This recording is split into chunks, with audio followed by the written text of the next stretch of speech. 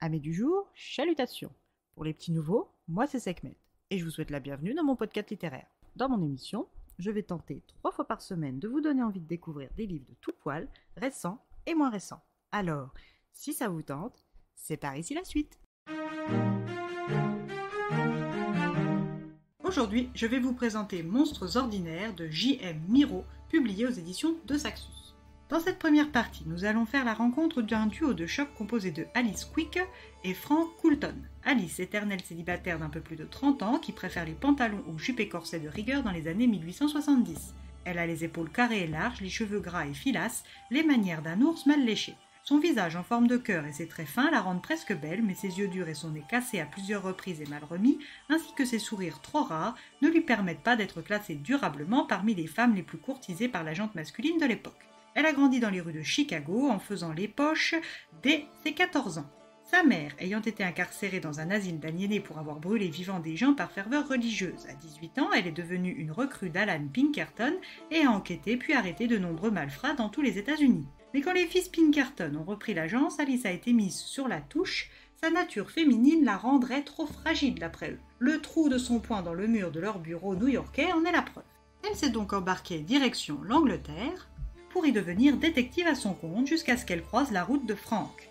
Monsieur Coulton porte en toutes circonstances un costume, sa moustache fatiguée pend de part et d'autre de sa bouche. Presque chauve, il met un point d'honneur à se peigner méticuleusement chaque jour.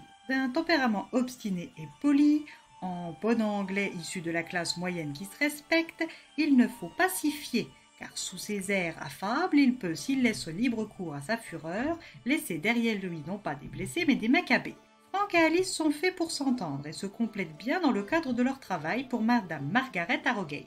Cette veuve de longue date est l'une des principales mandataires pour l'Institut Cairndale à Londres. Cette femme sans âge arbore une tache de naissance partant de son oreille, englobant la joue et l'œil jusqu'à l'arête de son nez, rendant ses expressions faciales quasi indéchiffrables. Mais les commissures de ses lèvres pointant vers le bas et la cruauté lisible dans ses yeux sombres ne laissent aucune place au doute. Ferme organisée, courageuse et autoritaire, elle gère les enquêtes de ses 2 employés d'une main de maître, elle-même sous les ordres plus ou moins directs du docteur Henry Bergast, directeur de l'Institut Cairndale. Cet institut, situé au 23 Nickel Street West pour son antenne londonienne dans le quartier de Blackfriars, logé dans une immense maison mitoyenne de 4 étages sans signe distinctif particulier. Et pour sa base écossaise, c'est dans un manoir du XIVe siècle un peu au nord d'Édimbourg. Aux yeux du monde, l'Institut est une association caritative consacrée au bien-être de certains enfants, des enfants souffrant d'une maladie rare pour laquelle il n'existe aucun traitement ailleurs. Et ça, c'est la partie avouable. En réalité, l'Institut cherche dans le monde des orphelins dotés de talents surnaturels à protéger d'une force venue de l'au-delà et à les étudier dans un but maintenu secret. C'est pour retrouver les orphelins qu'Alice et Frank sont payés. Quand nous les rencontrons, ils sont dans la petite ville de Natchez, dans le Mississippi. Dans ce coin reculé des États-Unis, l'abolition de l'esclavage n'a pas encore concrètement pris effet. Et quand un jeune homme noir tue même accidentellement un homme blanc, seule la peine de mort peut convenir. Mais même après 2 balles, Charlie Ovid, 16 ans, reste bel et bien vivant. Son incapacité à mourir et sa guérison surnaturelle font de lui un guérissant dans le jargon du docteur Bergast. Mais dans cet état sudiste, cela fait de lui un monstre que l'on peut torturer à loisir sans jamais en voir les conséquences ni le bout. Frank et Alice commencent par aller négocier sa sortie de prison avec le juge Diamond, mais après une fin de non-recevoir, ils décident de l'emmener avec eux quand même, engendrant la mort de l'adjoint du shérif, un certain Alwyn. Une fois en partance pour Londres sur le ferry, Frank confie sa première mission solo à Alice. Elle va devoir se rendre dans l'Illinois à Remington pour récupérer un petit gars de 8 ans nommé Marlowe.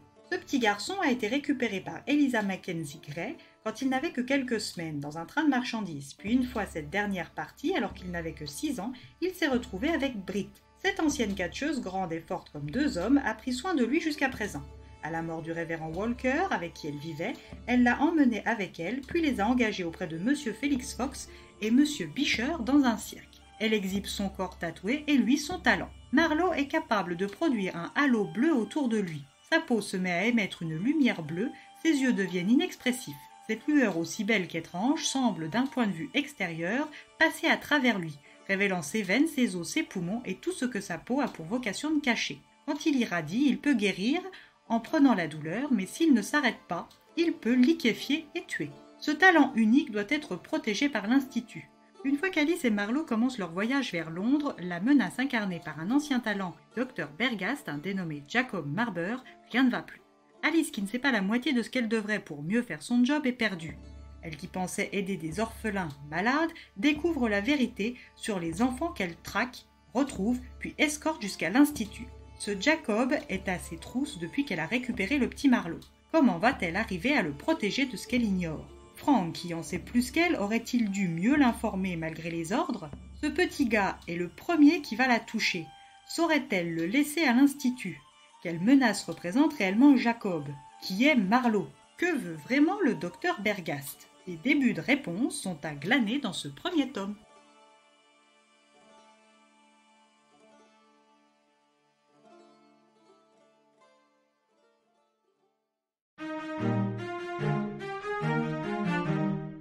Un premier tome d'une trilogie que j'ai eu du mal à appréhender. Arrivé à la moitié, je ne savais toujours pas si j'aimais ou non ma lecture. On rencontre les personnages au fur et à mesure et on apprend sur eux tout au long des pages, ralentissant certaines fois la narration principale. J'ai eu beaucoup de mal à m'attacher à eux et à me mettre dans l'univers.